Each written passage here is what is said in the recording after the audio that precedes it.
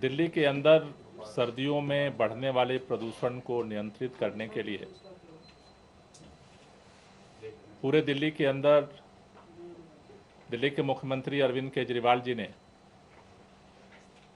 15 point winter action plan के तहत काम शुरू किया हुआ है। पूरे दिल्ली के अंदर डस्ट पोल्यूशन को रोकने के लिए एंटी डस्ट कैंपेन किया जा रहा है, जिसमें पूरे दिल्ली के अंदर अलग अलग साइटों के निरीक्षण का काम चल रहा है। दिल्ली के अंदर पराली को गलाने के लिए बायो डीकम्पोजर के छिड़काव का अभियान पूरे दिल्ली के अंदर चल रहा है। दिल्ली के अंदर अलग अलग इंडस्ट्रियल एरियाज में पोल्यूशन के लिए अभियान चल रहा है। आप सब जानते हैं कि दिल्ली के अंदर जो प्रदूषण होता है, उस प्रदूषण में मुख्य तौर पर जो 3 कंपोनेंट हैं, डस्ट पोल्यूशन, बायोमास बर्निंग और उसमें सबसे महत्वपूर्ण है व्हीकल पोल्यूशन, जो गाड़ियों से प्रदूषण होता है। उस प्रदूषण को नियंत्रित करने के लिए दिल्ली के अंदर हमने 2020 में रेड लाइट ऑन गाड़ी ऑफ कैंपेन शुरू किया था अक्टूबर के महीने में। 2021 में भी रेड लाइट ऑन गाड़ी ऑफ कैंपेन दिल्ली के अंदर सफलतापूर्वक किया गया।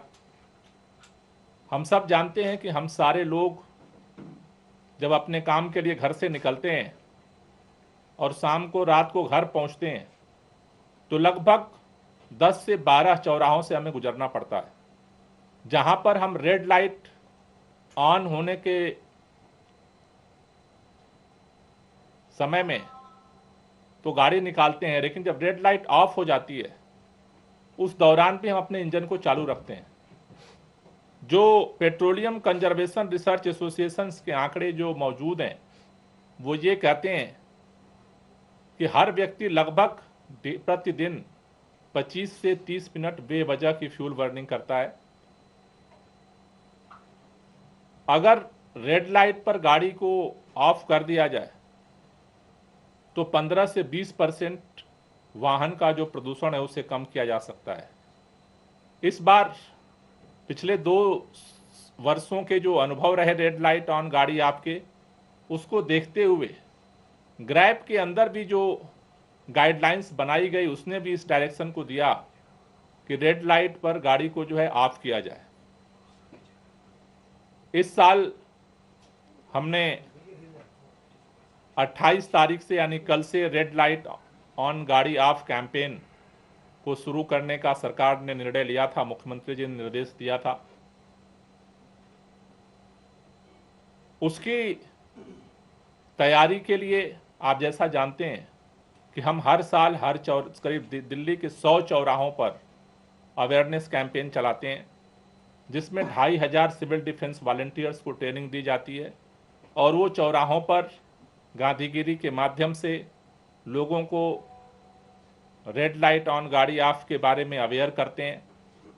इस बार भी हम सारी तैयारियां कर रहे थे, लेकिन आज आपको दुर्भाग्य बस इस बात को हमें सूचित करना पड़ रहा है कि 21 तारीख को मुख्यमंत्री जी ने एलजी साहब को इसकी फाइल भेजी, कल से कैंपेन शुरू करना है, लेकिन अभी तक दिल्ली के लेफ्टिनेंट गवर्नर उस फाइल को रोक के बैठे हुए हैं और आज हम इस स्थिति में खड़े हैं कि कल से रेड लाइट ऑन गाड़ी ऑफ कैंपेन शुरू करना है और अभी तक वो फाइल दबा करके बैठे हुए हैं। समझ में नहीं आ रहा है कि आखिर उनको बहुत सारे कामों के लिए तो फुर्सत मिल रही है, रोजाना मुख्यमंत्री जी को चिट्ठियां लिखते रहते हैं, लेकिन उनको इस बात का अंदेशा या तो नहीं है कि दिल्ली के अंदर प्रदूषण का स्तर बढ़ रहा है। सब कुछ अखबारों में देख रहे हैं, टीवी में देख रहे हैं, इसी शहर में रहते हैं। अब वो नए नए नहीं है दिल्ली के अंदर, लेकिन कल से कार्यक्रम शुरू होना है अभियान और उस पर उनको साइन करने की फुर्सत नहीं हो रही है, क्योंकि सिविल डिफेंस वॉलंटियर्स को लगाने के पहले उनको ट्रेनिंग दी जाती है। हम ट्रैफिक पुलिस के साथ मॉक ड्रिल करते हैं हर चौराहे पर, कि कैसे वहाँ पर बिहेव करना है, लेकिन अभी तक फाइल न आने की वजह से आज हम इस निर्णय पर पहुंच रहे हैं कि हमें अभी इस रेड लाइट ऑन गाड़ी ऑफ कैंपेन को पोस्टपोन करना पड़ रहा है, जो बहुत ही दुर्भाग्यपूर्ण है। हम एलजी साहब से कहना चाहते हैं, राजनीतिक लड़ाई अलग हो सकती है, क्योंकि हम इस बार देख रहे हैं कि भारतीय जनता पार्टी इस बात पर तुली हुई है कि दिल्ली में किसी भी स्तर पर प्रदूषण कम नहीं होने देना है। पहले हमने देखा कि पंजाब सरकार ने प्रस्ताव भेजा कि भाई पराली गलाने के लिए पंजाब सरकार, किसान चाह रहे हैं कि उनको आर्थिक सहयोग दिया जाए। 500 पंजाब सरकार देने को तैयार हुई, दिल्ली सरकार देने को तैयार हुई, भाजपा ने की केंद्र सरकार ने मना कर दिया।